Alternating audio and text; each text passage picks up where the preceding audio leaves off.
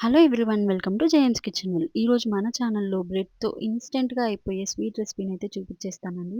Measurements అవసరం లేదు. మన ఇంట్లో ఉన్న వాటితోనే సింపుల్‌గా మన క్రేవింగ్ కూడా తీర్చేసుకోవచ్చు. ఈరోజు నా దగ్గర కొన్ని బ్రెడ్స్ అయితే మిగిలిపోయాయండి. ఆ నేను ఎప్పుడైనా బ్రెడ్స్‌తో మిగిలిపోయినప్పుడు నేను చేసుకునే రెసిపీ ఇది మీకు కూడా చూపించేస్తాను. ఈ బ్రెడ్‌ని ఒక 4 పీసెస్‌గా ఇలా ట్రయాంగిల్ షేప్‌లో కట్ చేసుకొని పక్కన పెట్టుకోవాలి అన్ని బ్రెడ్స్‌ని కూడా.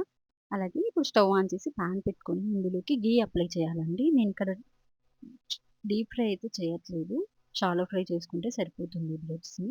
ఇలా అన్నీ కూడా బాగా లేయరింగ్ చేసుకొని పైన కింద ఘీ అప్లై చేస్తూ లైట్‌గా, లైట్‌గానే అప్లై చేయండి. మరీ ఎక్కువ అప్లై చేయాల్సిన అవసరం లేదు. ఘీ అప్లై చేస్తూ 2 వైపులా ఇలా బ్రౌనిష్ కలర్ వచ్చే వరకు బాగా కాల్చుకోవాలి. క్రిస్పీగా అయ్యే వరకు కాల్చుకోవాలండి.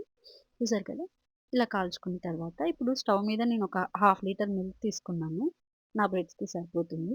అలాగే నా దగ్గర ఇంట్లో మిల్క్ మేడ్ ఉంటే వేసుకుంటున్నానండి. మీ దగ్గర మిల్క్ మేడ్ లేకపోతే కొంచెం మిల్క్ పౌడర్ ఏ బ్రాండ్ అయినా తీసుకోవచ్చు. కొంచెం మిల్క్ పౌడర్ ఒక కప్‌లోకి తీసుకొని, కొంచెం మీకు టేస్ట్‌కి తగ్గట్టు షుగర్ వేసుకొని, కొన్ని పాలు వేసుకొని కలిపేసుకొని, ఆ పేస్ట్‌ని ఇందులో వేసుకున్నా సరిపోతుంది. సేమ్ టేస్టే వస్తుంది.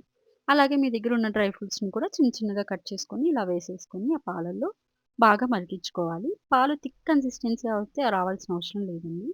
కొంచెం మరిగి ఇలా కొంచెం ఒక 5 మినిట్స్ లో ఫ్లేమ్‌లో మరిగించుకుంటే సరిపోతుంది. పాలు పొంగొచ్చిన తర్వాత.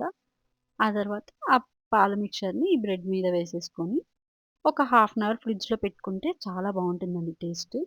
ఆ పాలు మొత్తం బ్రెడ్ అంతా బీట్ చేసుకొని బ్రెడ్ చాలా జ్యూసీగా, చాలా టేస్టీగా ఉంటుంది. అంతే, చాలా సింపుల్‌గా అయిపోతుందండి. ఒకసారి మీరు కూడా ట్రై చేసి చూడండి.